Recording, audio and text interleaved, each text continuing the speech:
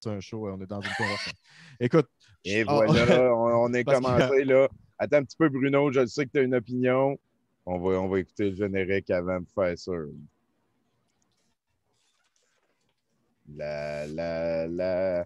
J'ai oublié le générique. Lève-là. Oui.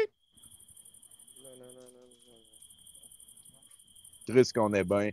Bon, OK, fait que là, on parlait de John Wick. Excusez, on s'en fout de qui est là. Il y a Bruno, Zod, Milan. OK, Bruno, il y a Milan, il y a Tommy, il y a Simon, Zod, Girard. On était à 2 la nuit, puis là, on parle de John Wick. C'est bon. Je veux qu'on s'excuse auprès de nos mécènes avant d'aller plus loin. On n'a pas été là la semaine passée. Merci de votre compréhension. La fatigue avait pris le contrôle de mon être. C'est fini ce temps-là. Bruno, John Wick. Bon, vous vous sentez bien, là? Bon, on parlait de John Wick, c'est pour ça que vous êtes là, pour entendre du monde jaser d'affaires. John Wick, bon, premièrement, hors le fait que c'est une fantaisie, je pense que justement, c'est un univers qui peut être approfondi, puis ils ont bien réussi, j'ai trouvé, dans tous les films à date, à bien approfondir qu'est-ce qu'il y a dans le premier, sauf le système monétaire, parce qu'ils se sont rendus compte très rapidement que ça n'avait aucun sens. Ouais, que ça coûte des grosses sommes. Tout coûte une scène, Tommy. Un drink, une scène. Un gun, une scène. Une chambre d'hôtel, une scène. La coke, une scène. Une balle pour ton gun, une scène. Un chargeur plein de balles pour ton gun, une scène. Une chambre d'hôtel, une scène. Un hôtel, une scène. Je veux dire, comment ça marche? Hey, je suis content que le bar me donne le drink. J'étais pour m'acheter un avion. Comment qu'on fait pour expliquer le système monétaire? Une scène. Ben, peut-être que c'est comme des bitcoins, puis que c'est tout, dans le fond, ça représente une transaction, mais que c'est enregistré sur un compte virtuel. C'est plus le nombre de transactions. En tout cas, ils l'ont pas approfondi dans les autres films. Non, mais mais il aurait dû m'écouter. Au meeting, on en a parlé, puis tu sais, les autres, déjà, la grosse tête, hein, ça parle à Hollywood. Fait que, en tout cas. Non, s'ils sortaient un peu plus, ils auraient solution. Bon. Mais c'est ça. Moi, j'ai juste vu le premier. J'ai beaucoup aimé. J'avais l'intention d'écouter le 2 et 3. Là, ils annoncent le 4. Ben, c'est pas trop tard. Je sais qu'il n'est pas trop tard. Okay. Ils sont encore là. Même le 2, c'est talent de suite, là, vraiment. Là, le 2, c'est une très bonne suite. Puis dans le 3, il y a plein de chiens. Dans le 2, en plus, qu'est-ce qu'on voit dans le 2 au début? Spoiler. Le coin Sainte-Catherine, puis c'est vrai. Je sais plus, le Victoria's Secret, là. Ouais, dans le centre-ville de Montréal. Ouais. Mais c'est ça, mais c'est à cause. Moi, la raison pour laquelle Bruno est parti là-dessus, c'est que j'ai juste posé une question, c'est comment qu'on fait pour se rendre à un 4, parce qu'il me semble que juste dans le 1, John Wick avait connu une très mauvaise semaine. Mais là, tu sais, je me suis dit, OK, oui, un 2, un 3. Ouais, mais tu sais aussi, mais c'est bien parce que justement, je te dirais, sans rien te spoiler, les actions qu'on pose ont des conséquences. Et dans John Wick 1, ils posent beaucoup d'actions. Ils ont beaucoup de conséquences pour la suite. Et ces actions ont énormément de conséquences pour les suites. Donc, c'est ça qui se passe. Ça ne va pas arrêter de mal aller pour lui. C'est sûr. Mais tu sais, c'est comme à un moment donné, je m'étais posé la même question avec 24, que j'ai aimé pour les 4 ou 5 premières saisons, puis après, j'ai arrêté. Ouais. Ou les Taken aussi sont un excellent exemple. Ça, je n'ai pas écouté encore. Je connais juste le mime. Les Taken. Pour la 3e saison de 24, j'avais demandé à un de mes amis de me résumer tout ce qui se passait dans la saison. Puis on s'est rendu compte qu'à un moment donné, en dedans de 3 épisodes, ce qui veut dire 3 heures, genre, c'est en temps réel. Dans la journée, là. C'est ça. Le gars, il était dans un sous-marin nucléaire. Après ça, il était sur une espèce de grosse barge. Après ça, au sommet d'un volcan. Après ça, dans la navette spatiale. Ça se passe en dedans de 3 heures. Ah non, il y a des grosses journées, Jack. OK. Je ne l'avais pas écouté. Moi, je trouvais que le concept était bon. Puis j'ai écouté 2-3 épisodes. Puis je me suis dit, ah non, mais là, j'étais soufflé. Moi, en tout cas, les séries, ça t'arrive pas, toi, des journées de même? Non. Même le premier, c'est rough. Là, le gars, Voyons, sacrément, tu manges une crise de Reims de volée, de coups de poing d'en face, là, t'as besoin de 45 minutes assis à relever, là, En tout cas. Hey, on a quand même pas mal de stock à soir. Vous avez vu, on a même Milan qui est avec nous pour rajouter ses milaneries. Milan qui a mis de la pression pertinente pour qu'on aille, qu'on retourne vers Critique Exquise. On n'a comme jamais vraiment développé d'hygiène avec ça depuis le début de la pandémie, je dirais, de rythme. Mais vous êtes très gentils, ceux qui aimaient ce podcast-là, de le consommer et de nous pardonner les irrégularités. Ceci dit, ben voilà, merci Milan. Moi, j'ai très hâte aussi de nous remettre à ça. J'ai des opinions cinématographiques, j'en ai plein. Je viens d'écouter Kadji Lionnaire. C'était très surprenant. Moi, tu vois, Tommy, c'est la faute à Zack Snyder si j'ai pensé à ça. Et donc, oui, c'est sûr qu'on pourrait commencer. On recommencera en faisant un critique exquis. Un recap, là, on va... Une excellente comédie. On en fera deux d'un coup aussi. Ouais. Donc, on commence. Écoutez, merci beaucoup d'être là. On commence avec... c'est vrai qu'on peut jaser. Je ne suis pas obligé de passer au travers de toute la gang, mais ici, checker, c'est un Reddit avec des Golden Retrievers. C'est un Golden Retriever Reddit. Vous allez l'avoir dans les liens. Là, tu scroll down, puis il y a juste des Golden Retrievers. Mais good boy. Moi, dans la même veine, je suis abonné à un groupe Facebook qui s'appelle Disapproving Corgis. Fait que c'est... Très bon, très bon. Le degré au point qu'il désapprouve des fois, c'est un peu lousse, là, mais c'est un prétexte pour poster des photos de corgis. Et moi, des photos de corgis dans mon wall, c'est... Ah, t'es un fan de corgis, toi? Ouais. Qui n'est pas un fan de corgi? C'est comme un oreiller qui sourit avec des petites J'avoue que c'est comme un Golden Retriever plus inutile puis plus fluffy. Ben, j'ai déjà son nom puis tout. Okay. Il manque juste une maison puis un gros salaire. Mais genre, honnêtement, ce qui est comme le fun avec des corgis, c'est que si tu mélanges ça à n'importe quelle autre race, c'est comme la race, mais version corgi, genre. Ouais. Ça l'aurait plus fluffy puis plus inutile. Genre, je sais pas, c'est parce que, mettons, les Boston terriers, c'était pour chasser de la vermine. C'est des herders. C'est des chiens de troupeau. Ah, c'est capable de courir au travers du poil, ces affaires-là. Ouais. Des chiens de troupeau. OK, bon, ben voilà. Corgi all around. Fait qu'il y en a long, hein. Tu peux, là, je m'excuse, il y avait un humain, là, mais tu peux scroller longtemps, j'ai l'impression, pour trouver des... Ça avait l'air d'un cocker, par contre. C'est sûr qu'un Golden Retriever, c'est top, là, mais il n'y a pas juste eux autres. C'est comme il n'y a pas juste Morgan Freeman comme acteur.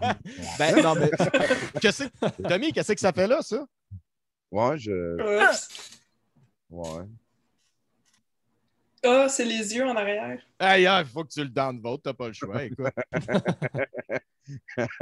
C'est qui cet enfoiré-là, man? Il pense qu'il est où, lui? Non, mais pour vrai! Attends, non, je t'en crisse pour vrai, là! Voyons donc, calice!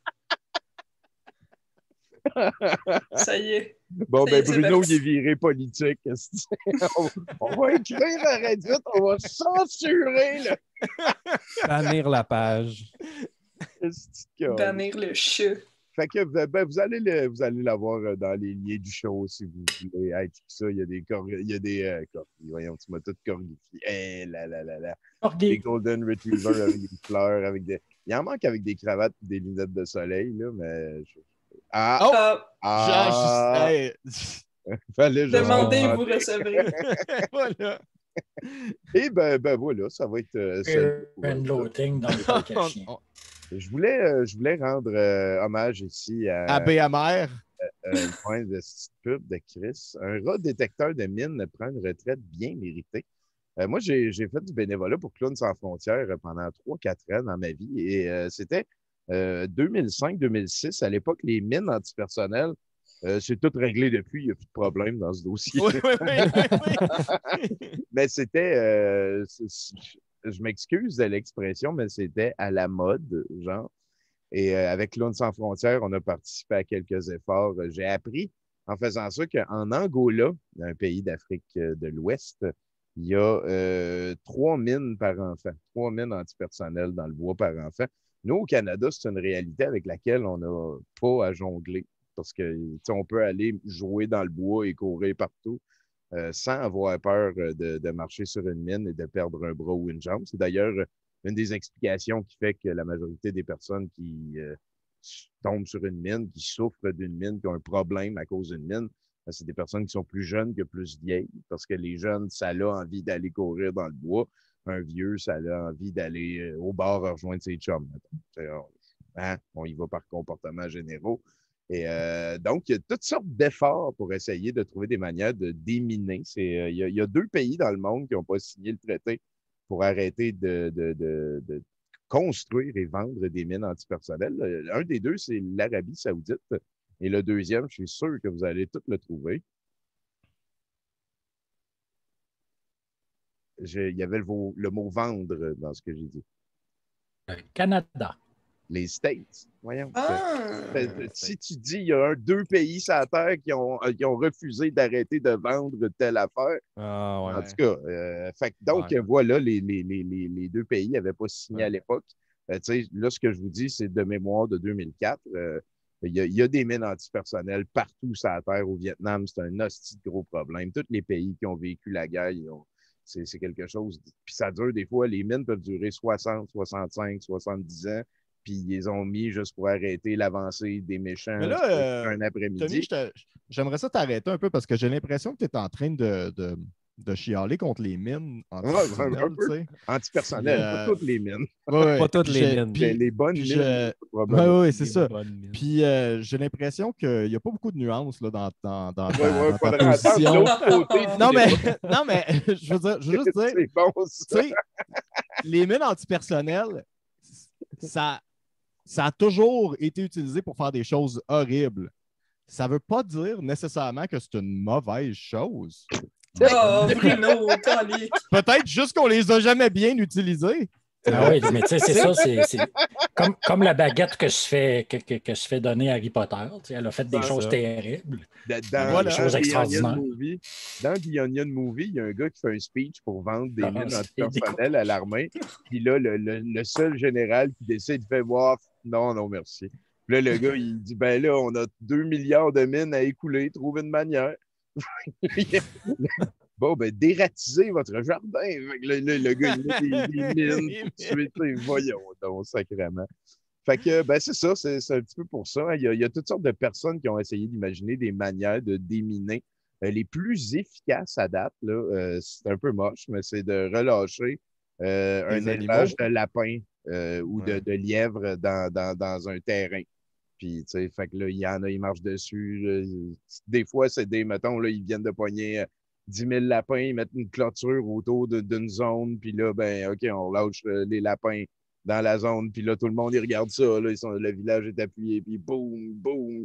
Je sais pas s'ils prennent des paris, mais tu sais, c'est ça. Ça me fait penser à trouver le prochain cadeau de fête à Bruno. Là. Ouais. check comment il est enthousiaste. Écoute, ça me fait penser à un VHS qui s'appelle Exploding Varmints. Exploding Varmints. Puis genre, le titre est self-explanatory, genre, honnêtement. Une des manières les plus originales, puis assez comme capotées, puis qu'on dirait que la science, puis tout, que ça pourrait marcher, plus simple que le reste, que j'ai entendu, que j'ai vu parler d'eux, c'est Richard Branson, qui est comme l'espèce de gourou de Virgin, là, le milliardaire qui a fait tout son beurre sur Michael Field et sa compagnie d'aviation qui blablabla. Sir Richard Branson, lui, il tripe sur les montgolfières. Et il a trouvé une manière. En fait, c'est que tu mettais une espèce de radar en dessous d'un détecteur de métal, en dessous de la montgolfière, puis en la faisant promener lentement avec une corde, avec quelqu'un qui est comme à côté, dans une place qui a été déminée.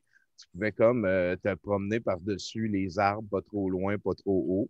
Puis après ça, ben, il essayait avec une pôle de faire réagir la mine jusqu'à temps qu'elle explose, puis on peut passer à la prochaine. Voilà, il y a toutes sortes de méthodes et j'ai été très surpris d'apprendre en voyant ça ici qu'il y a ici un rat détecteur de mines qui prend une retraite bien méritée, mesdames et messieurs. Effectivement, il y a des rats qui sont entraînés à détecter les mines. La Tanzanie, un pays d'Afrique de l'Est, il a détecté 71 mines et 38 qui n'avaient pas explosé, 38 munitions non explosées. Ça veut dire comme un mortier ou une affaire de même. Donc, nettoyer 225 000 mètres carrés de terrain. Écoute, Famille, ça, là, dans ma tête à moi, ça veut dire que, ouais, un rat peut avoir... Il n'y a plus de glass ceiling pour les rats. C'est ça que je veux dire, en fait. Ben, parce que là, ils ont été astronautes. Ils ont été astronautes. Là, ils ont déminé des champs. Là, tu peux leur donner la job qu'ils veulent. Là. Effectivement. Je pense que tout est là, c'est de toute beauté. Mais si Ratatouille nous a appris quelque chose, c'est bien ça. C'est vrai, c'est bien qu'un rat peut avoir son propre restaurant. Exact. S'il se lave les mains. On va y aller vers le premier YouTube de la soirée. C'est notre ami Bruno qui a amené ça. Ben oui, je vous ai amené ça. J'ai découvert ce jeune homme très intéressant. Et je dis jeune homme, il a genre 30 ans, là, mais bon, voilà. Je me sens... Il a 30 ans, ça? Ouais, ben, il y a peut-être dans fin vingtaine, d'après moi, sur cette vidéo-là. J'aime beaucoup son approche en général. Il fait beaucoup de commentaires sociaux, mais il fait comme du commentaire culturel, il fait du commentaire, il fait des critiques de films des fois. Il a une approche humoriste, mais très humble, puis très... il fait comme la promotion de ne pas faire le culte de la célébrité, puis fait comme il est très critique de ça, du manque d'humilité, puis tout. Puis ça, mettons, c'est une des dernières vidéos que j'ai regardées de lui, puis que je me disais, ça ne m'intéresse pas tant que ça, fait que je ne vais pas commencer par celle-là. Puis je l'ai regardé, puis je l'ai trouvé son commentaire super drôle, puis pertinent, puis intéressant. Puis il fait des critiques. Il fait une critique de livres de YouTubers là-dessus. Ça commence avec Jake Paul, qui est comme le pire, puis après ça, ça s'en va de mieux en mieux. Genre. Oh, Jake Paul était le pire de quelque chose. Non. Il était bon à la boxe pourtant, à ce que je comprends. Non, il est vraiment pire à la boxe aussi. Mais non, il était super bon. Il ne s'est pas en tout fait péter la gueule. Ben oui, c'est ça. C'était ça le plan. Mais il a montré son bling de Draco Feu. Là. Il y avait une fait que tu peux peut-être le commencer genre dans les débuts. Là. On va être dans Jake Paul, pas au début, mais aussitôt que tu commences à avoir des quotes écrites sur quelque chose là, à 2 minutes, genre, ouais, c'est bon. Genre là.